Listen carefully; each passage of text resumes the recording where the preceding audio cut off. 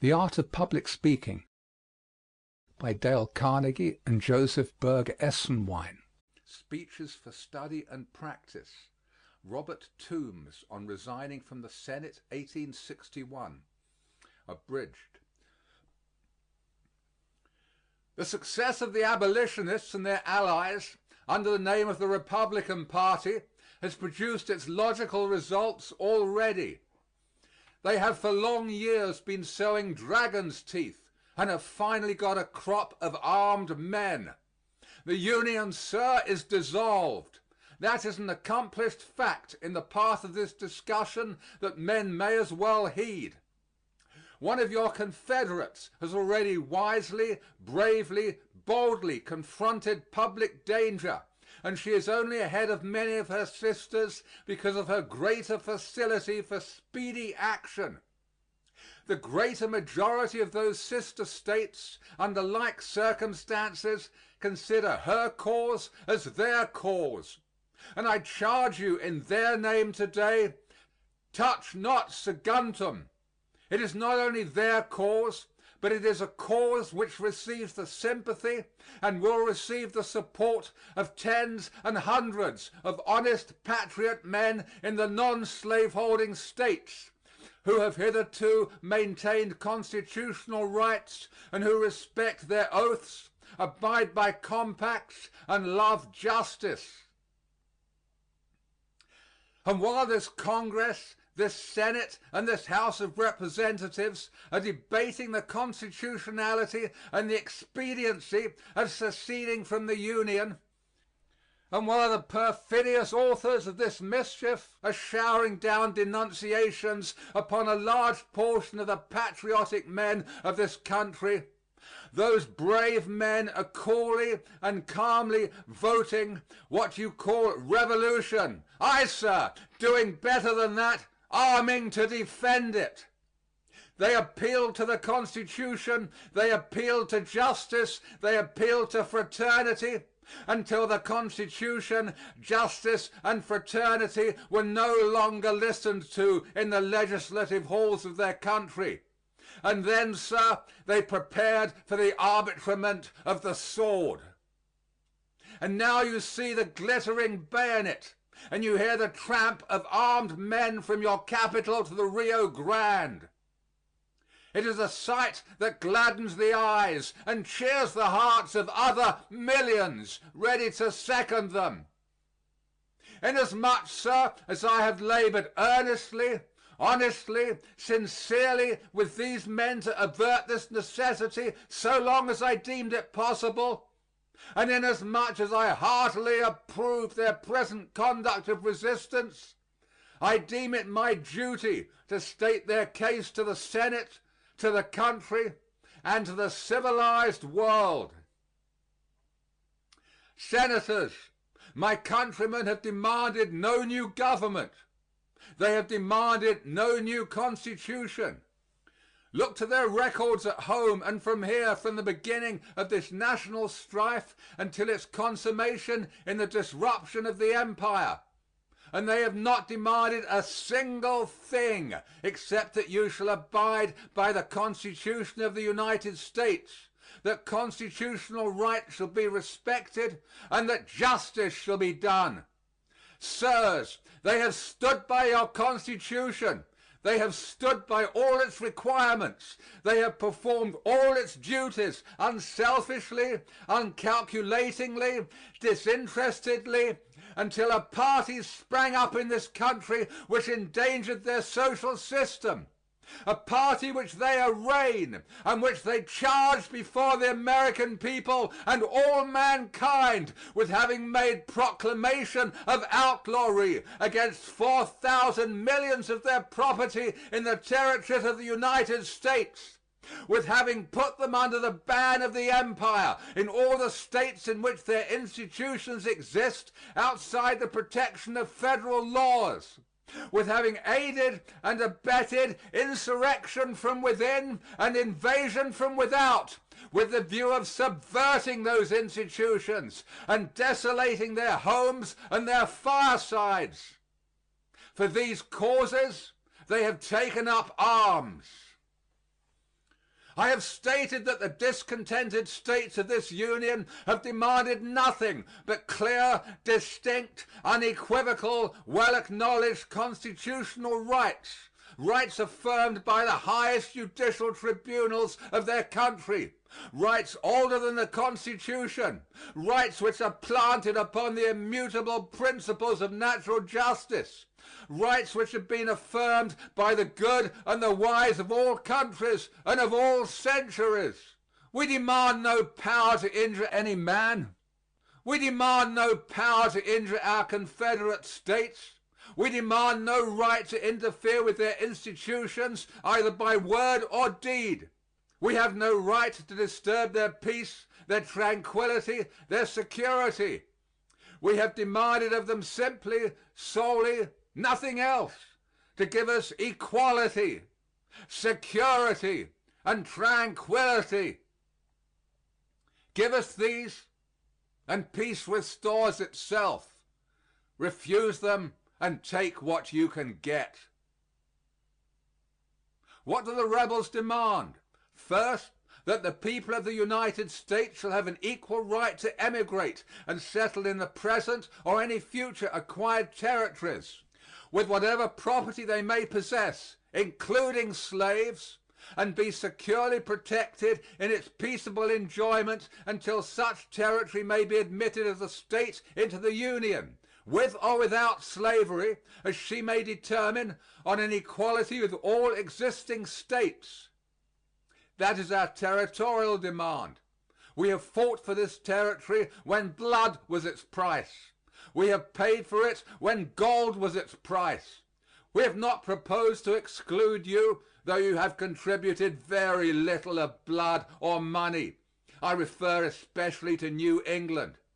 We demand only to go into those territories upon terms of equality with you, as equals in this great confederacy, to enjoy the common property of the whole Union and receive the protection of the common government until the territory is capable of coming into the Union as a sovereign state, when it may fix its own institutions to suit itself.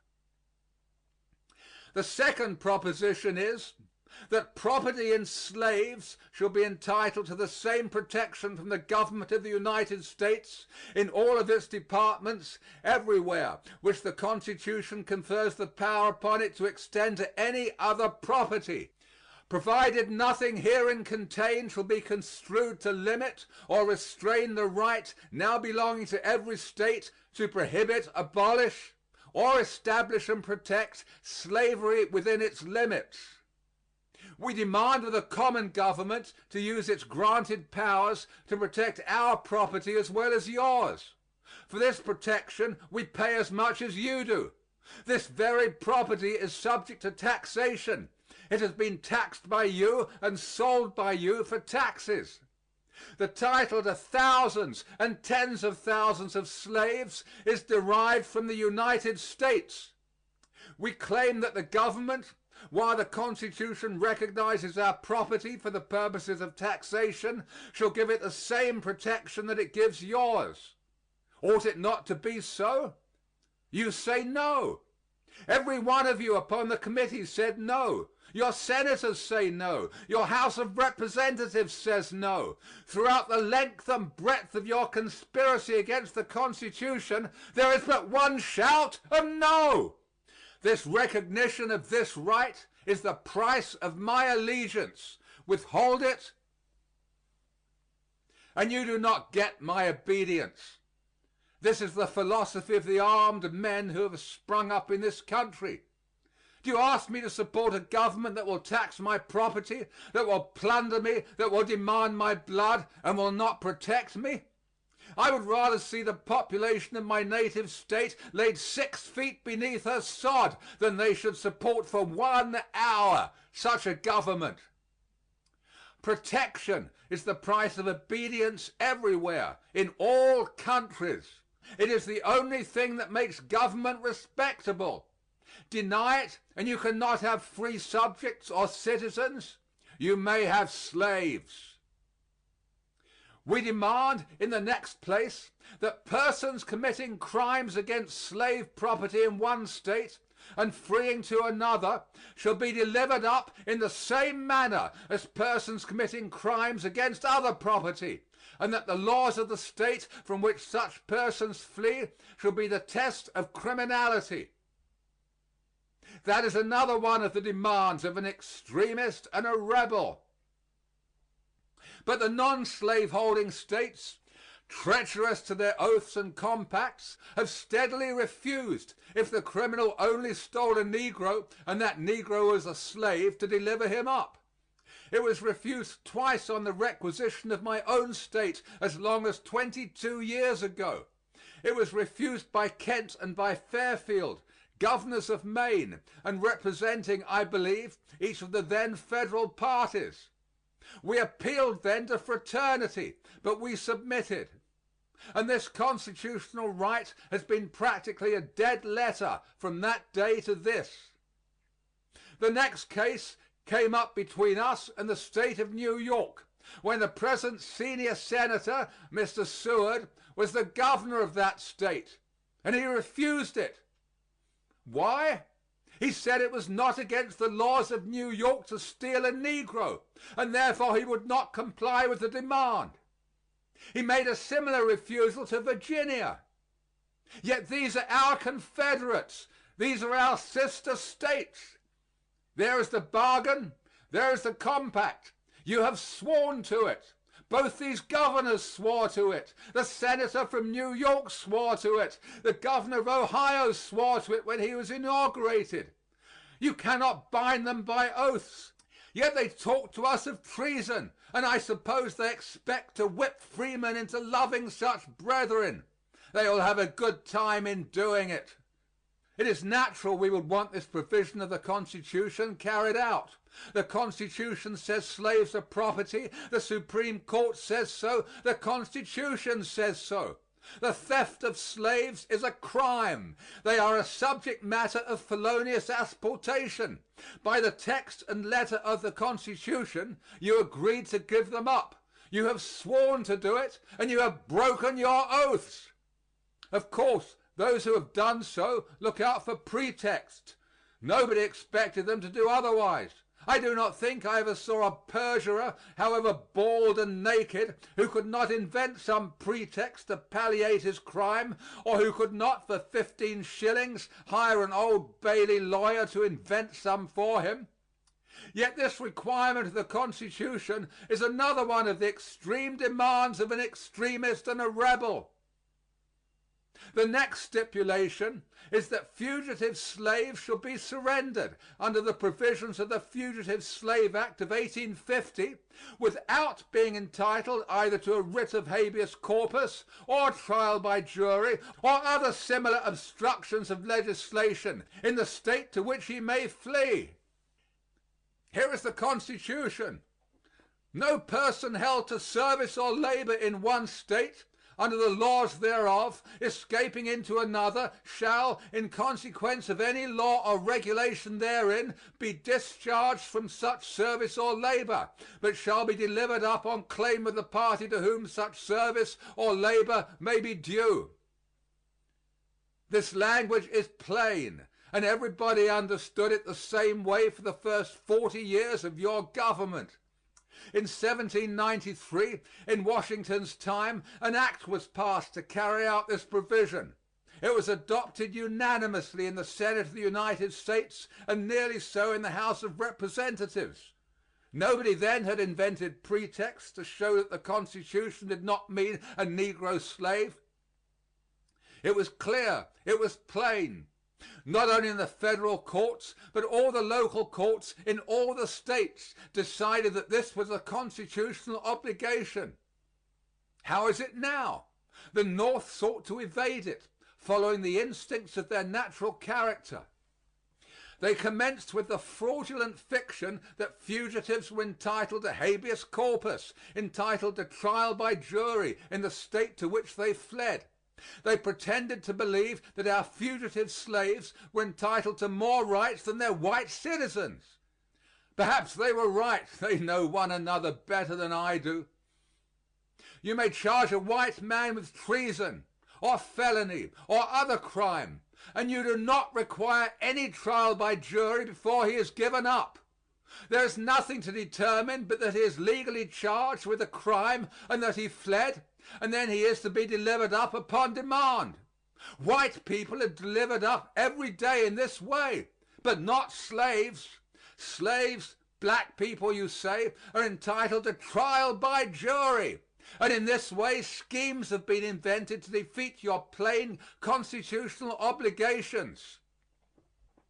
Senators, the Constitution is a compact. It contains all our obligations and the duties of the federal government. I am content and have ever been content to sustain it.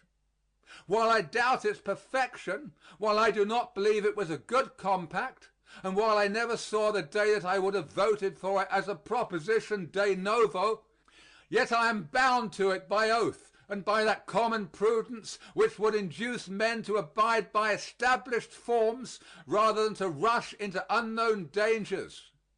I have given to it and intend to give to it unfaltering support and allegiance. But I choose to put that allegiance on the true ground, not on the false idea that anybody's blood was shed for it. I say that the Constitution is the whole compact. All the obligations, all the chains that fetter the limbs of my people are nominated in the bond, and they wisely excluded any conclusion against them by declaring that the powers not granted by the Constitution to the United States or forbidden by it to the States belong to the States respectively or the people. Now I will try it by that standard. I will subject it to that test. The law of nature, the law of justice would say, and it is so expounded by the publicists, that equal rights in the common property shall be enjoyed. Even in a monarchy, the king cannot prevent the subjects from enjoying equality in the disposition of the public property. Even in a despotic government, this principle is recognized. It was the blood and the money of the whole people, says the learned Grotius, and say all the publicists, which acquired the public property, and therefore it is not the property of the sovereign. This right of equality being then, according to justice and natural equity, a right belonging to all states, when did we give it up? You say Congress has a right to pass rules and regulations concerning the territory and other property of the United States. Very well. Does that exclude those whose blood and money paid for it? Does dispose of mean to rob the rightful owners? You must show a better title than that, or a better sword than we have. What then will you take? You will take nothing but your own judgment. That is, you will not only judge for yourselves, not only discard the court, discard our construction, discard the practice of the government, but you will drive us out simply because you will it. Come and do it. You have sapped the foundations of society. You have destroyed almost all hope of peace. In a compact where there is no common arbiter, where the parties finally decide for themselves, the sword alone at last becomes the real, if not the constitutional, arbiter. Your party says that you will not take the decision of the Supreme Court. You said so at Chicago. You said so in committee. Every man of you in both houses says so. What are you going to do? You say we shall submit to your construction. We shall do it if you can make us, but not otherwise or in any other manner. That is settled. You may call it secession or you may call it revolution, but there is a big fact standing before you, ready to oppose you. That fact is freemen with arms in their hands. End of section 38.